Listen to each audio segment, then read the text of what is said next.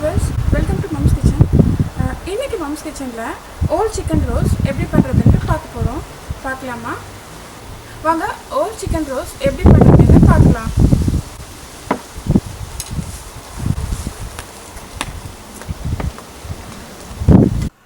முழு chicken roast செய்ய தேவையான பொருட்கள்: முழு கோழி 1, அது கோழி வந்து 1.25 லிருந்து 1.5 கிலோ இருக்கலாம்.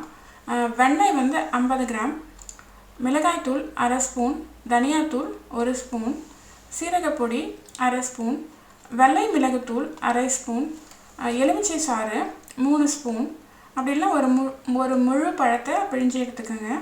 இஞ்சி பூண்டு பேஸ்ட் 1 ஸ்பூன், உப்பு 3/4 ஸ்பூன், அப்படி இல்லைன்னா 1 ஸ்பூன். அது கோழியோட சைஸை பொறுத்து நீங்கள் உப்பு போட்டுக்கோங்க. முதல்ல உருக்கிய வெண்ணெயை ஒரு பாத்திரத்தில் ஊற்றி அதில் மிளகாய்த்தூள், தனியாத்தூள், சீரகப்பொடி, வெள்ளை மிளகுத்தூள், இஞ்சி பூண்டு பேஸ்ட்டு, உப்பு, அந்த எலுமிச்சை சாறு எல்லாத்தையும் போட்டு நல்லா மிக்ஸ் பண்ணிக்கோங்க. நல்லா இது ஒரு பேஸ்ட் மாதிரி வரும்.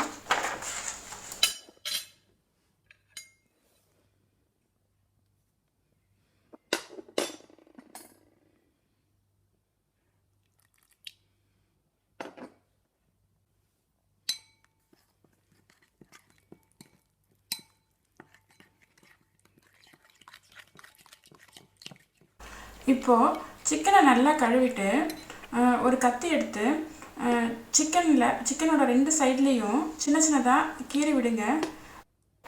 இப்போ பாருங்கள், வீடியோவில் காட்டுற மாதிரி கத்தியால் கோழியோட 2 பக்கத்துலேயும் இந்த மாதிரி கீறி விடுங்க.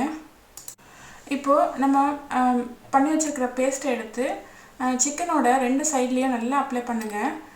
வயிற்று உள்ள அந்த கீரலில், அந்த பிளவில் எல்லாத்துலேயும் நல்லா தேய்ச்சி விடுங்க. அப்போ தான் வந்து இந்த ஃப்ளேவர் நல்லா சிக்கனில் இறங்கும்.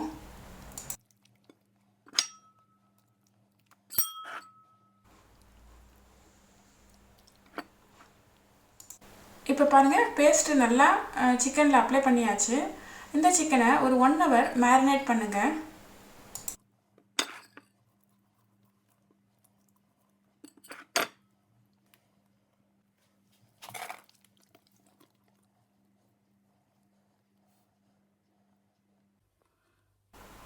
இப்போது ஓவனை ப்ரீஹீட் பண்ணுங்கள். அதாவது 170 டிகிரி செல்சியஸில் ஃபேனில் வச்சு ப்ரீஹீட் பண்ணுங்கள். ஒரு 10 நிமிஷம் ப்ரீஹீட் பண்ணுங்கள். அது 170 டிகிரி டெம்பரேச்சர் வந்த உடனே சிக்கனை எடுத்து உள்ளே வைக்கலாம்.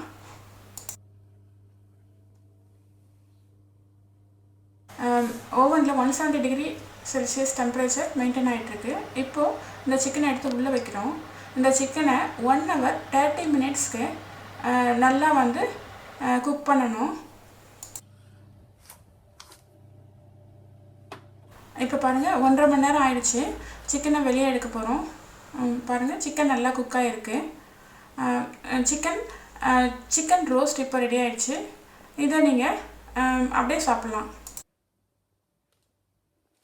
நீங்கள் ஒரு தடவை இந்த ஓல் சிக்கன் ரோஸ்ட்டை வீட்டில் ட்ரை பண்ணி பார்த்துட்டு எனக்கு கமெண்ட் பண்ணுங்கள். நன்றி. தேங்க்யூ.